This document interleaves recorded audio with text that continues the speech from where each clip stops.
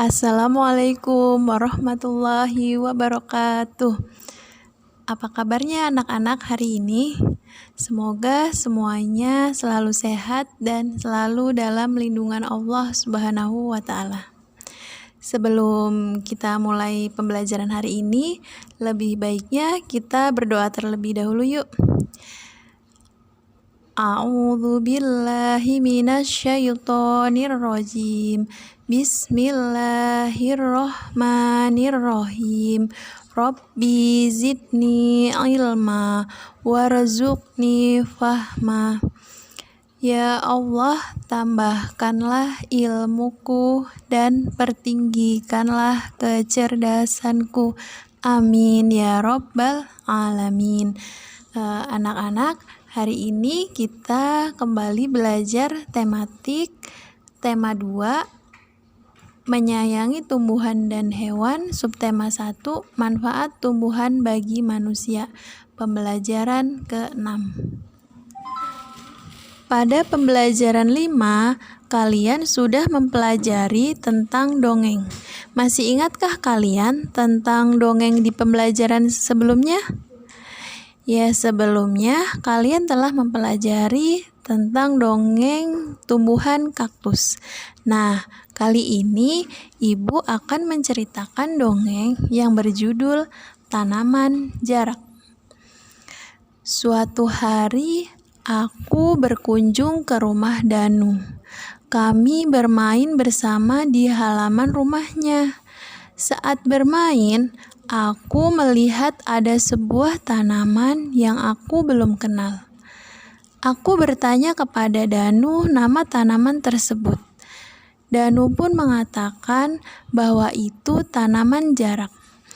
Danu berkata bahwa tanaman itu merupakan pemberian dari neneknya. Sebenarnya, Danu tidak menyukai tanaman tersebut. Danu menganggap tanaman tersebut tidak ada manfaatnya, kecuali sebagai tanaman hias saja. Sesampainya di rumah, aku bercerita kepada ayahku tentang tanaman jarak yang ada di rumah Danu. Aku bertanya khasiat dari tanaman tersebut. Ayah menjelaskan bahwa tanaman jarak merupakan salah satu tanaman herbal.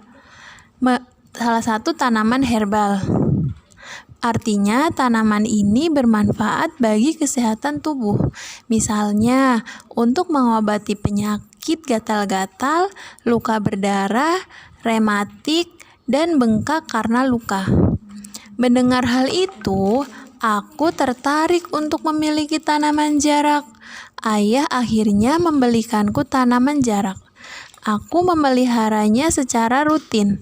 Tak lupa kusiram secara teratur. Kini tumbuhan jarak tumbuh dengan baik.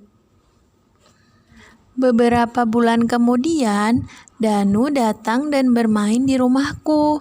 Kami bermain lempar bola di halaman rumah. Saat bermain, Danu terpeleset dan jatuh karena licin. Kakinya menjadi bengkak. Ayah datang menghampiri kami, lalu mengobati luka Danu. Aku jadi teringat manfaat dari tanaman jarak. Aku coba untuk memetiknya, mencucinya, lalu menempelkannya di bagian luka Danu. Luka di kaki Danu mulai membaik. Ia berterima kasih kepada ayah dan aku. Ia juga kini menyadari bahwa tanaman jarak memiliki khasiat bagi kesehatan.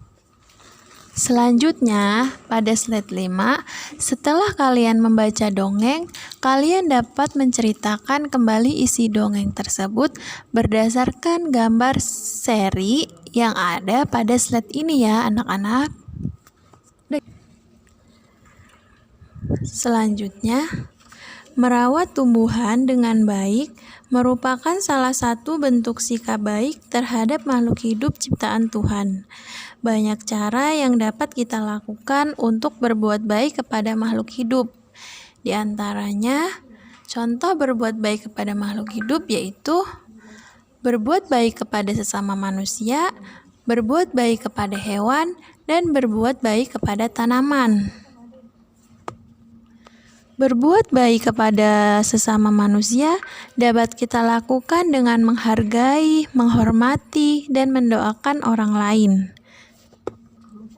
Nah, jika kita sedang kesusahan lalu diberi pertolongan oleh orang lain, kita jangan lupa untuk mengucapkan terima kasih. Dan jika kita berbuat salah kepada orang lain, kita jangan lupa untuk meminta maaf.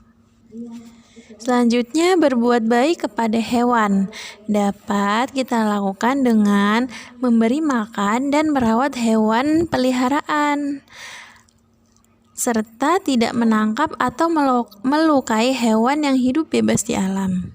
Dan yang terakhir, berbuat baik kepada tanaman dapat kita lakukan dengan cara rajin menyirami, merawat, dan tidak merusak tanaman.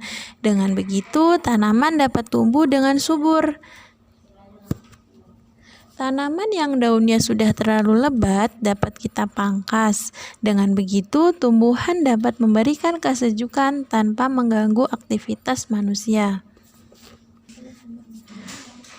Jika kita merawat tanaman dengan baik, maka tanaman akan tumbuh subur dan bermanfaat juga bagi kita.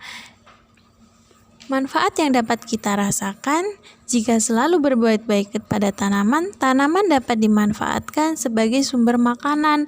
Tanaman yang berdaun lebat dapat memberi kesejukan jika panas matahari terasa terik.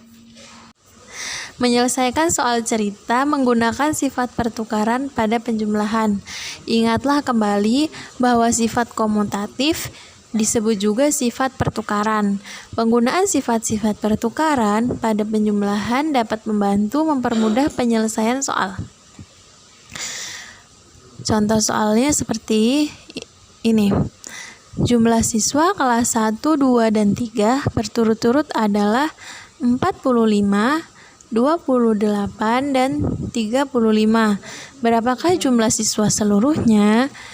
Penyelesaiannya kita bisa menggunakan sifat komutatif yang artinya mengganti urutan dari bilangan yang kita jumlahkan, tetapi tidak mengubah hasil penjumlahan tersebut. Nah, misalnya penyelesaian soal yang tadi ya. Jumlah siswa seluruhnya itu kan 45 ditambah 28 ditambah 35. Penjumlahannya kita ubah, kita tukar posisinya jadi menjadi 45 ditambah 35 ditambah lagi 28. 45 ditambah 35 terlebih dahulu, sama hasilnya 80. Setelah itu ditambahkan dengan 28, maka jumlahnya 108. Jadi jumlah siswa di kelas 1, 2, dan 3 adalah 108. Intinya, dari sifat komutatif pada penjumlahan ini, kita bisa mengubah bilangan yang mana saja, tetapi tidak mengubah hasil dari penjumlahan tersebut. Sekian untuk pembelajaran hari ini. Semoga yang Ibu sudah sampaikan dapat bermanfaat. Kurang dan lebihnya Ibu mohon maaf. Ibu akhiri. Wassalamualaikum warahmatullahi wabarakatuh.